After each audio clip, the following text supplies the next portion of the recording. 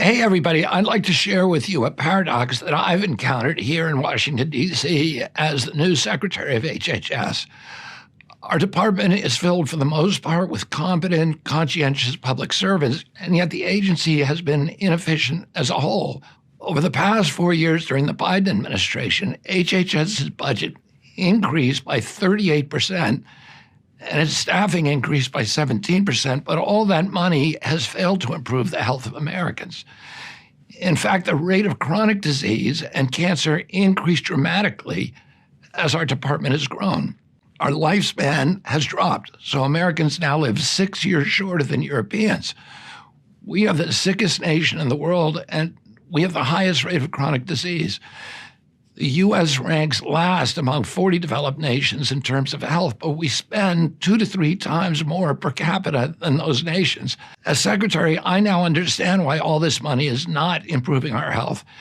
HHS is a sprawling bureaucracy that encompasses literally hundreds of departments, committees, and other offices. You know how bureaucracies work. Every time a new issue arises, they tack on another committee. This leads to tremendous waste and duplication, and worst of all, a loss of any unified sense of mission. The resulting pandemonium has injured American health and damaged department morale.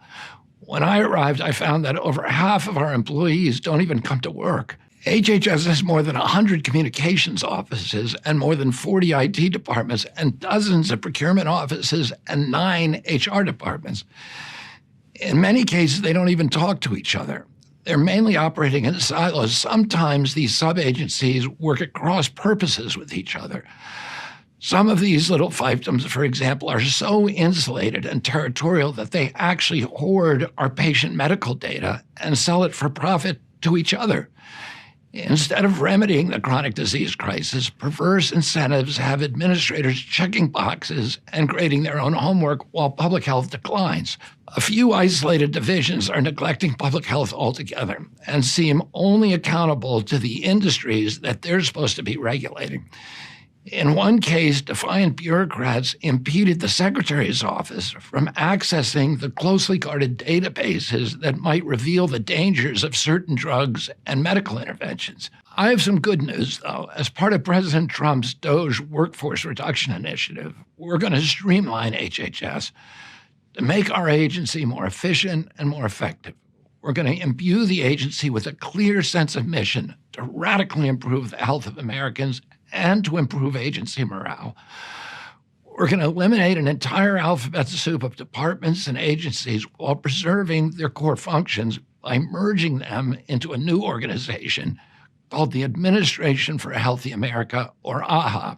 We have 2 goals. The first is obvious: to save the taxpayer money by making our department more efficient.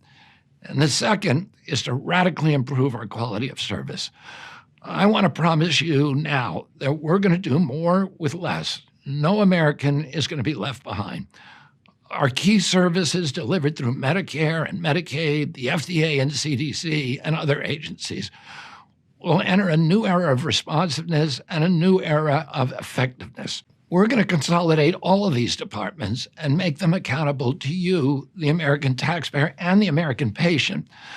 These goals will honor the aspirations of the vast majority of existing HHS employees who actually yearn to make America healthy.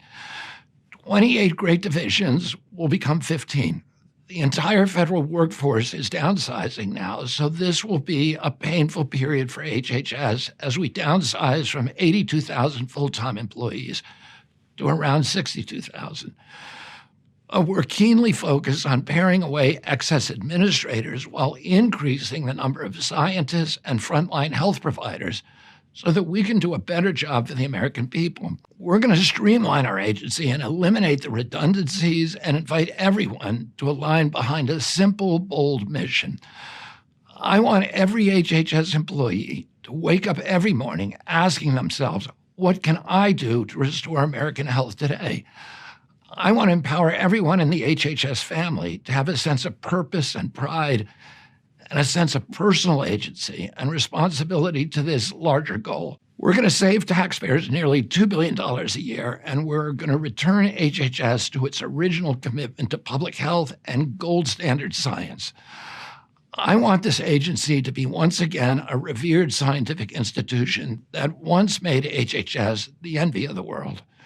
I want everyone who works here to be proud of this agency, to be proud of their work, to feel a renewed inspiration and their own sense of responsibility for our success in restoring America to good health. Streamlining HHS is part of a shift to new priorities, especially ending the chronic disease epidemic with clean water, safe food, effective medicine, good science, radical transparency, and a healthy environment.